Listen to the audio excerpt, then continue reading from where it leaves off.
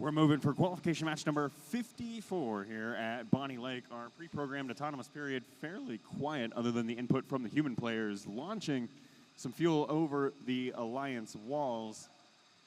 1-1, your live score. There we go. Blue Alliance pulls ahead with just a few human-provided fuel.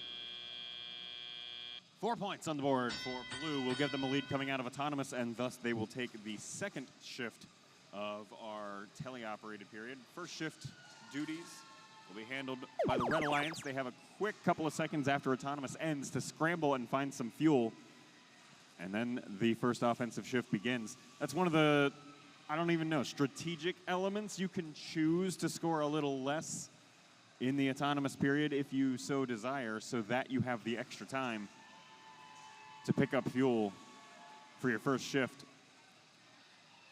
Not sure that we've seen that level of strategery quite yet this weekend, but it is an option in this game. Blue Alliance Hub now active. Human player tossing a couple of pieces of fuel over there. No robot-supplied fuel. And we do have, it appears, the Jagbots losing connection. Again, getting our kind of decoding wheel out. Decode isn't this game. Decode was the other program game. Anyway, getting our decoding wheel out for the robot safety light. If it's blinking, we have full communication with the robot. If it's solid, we've lost comms, but we still have power. And if the light turns off completely, we've lost power on that robot. Looks like Jagbots are at least back to blinking. That's a good sign. We'll see if they can get things moving later in the match. 1 minute left to play. Red Alliance leads by 13 points. 4 seconds left on shift number 3. Popcorn, as a few more pieces of fuel make their way through the hub at the very last second, and then the Blue Alliance hub turns on. Another status check on the robots over here. Looks like Spartabots have lost one of the linkages that holds their intake roller on, and so we may be down to one and a half offensive bots. We'll see what Spartabots is able to do here. They've actually still got some fuel in their hopper that it looks like they may try to get rid of right before our endgame whistle sounds, and now both hubs are re-enabled.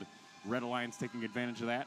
A volley of maybe 10 pieces of fuel, 8 to 10, managing to score out of maybe 12 to 15 total. And then we get to hear the motors of the hubs whir as the match starts winding down. 5 seconds left, some last fuel coming at you here from Team Chuck out of Spokane. Let's see which ones of these can land. End buzzer sounds. We'll get a final match score to you here in just a few moments.